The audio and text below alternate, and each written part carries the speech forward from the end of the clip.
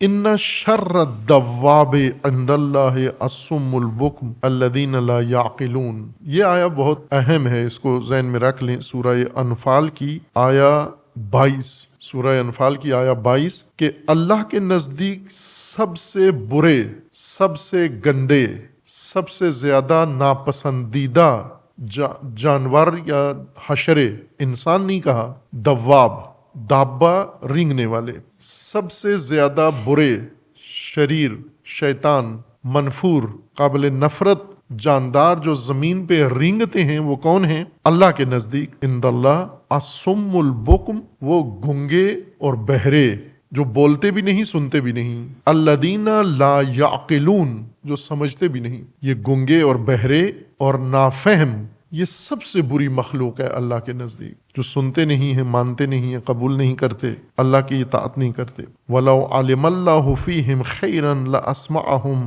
وَلَوْ أَسْمَعَهُمْ لَتَوَلَّوْا وَهُمْ مُعْرِضُونَ۔ اللہ ان کی خیر، ان کی بھلائی ان کو سناتا ہے، لیکن یہ سنتے نہیں ہیں، منہ موڑ لیتے ہیں اور اس سے منہ پھرے ہوئے ہیں۔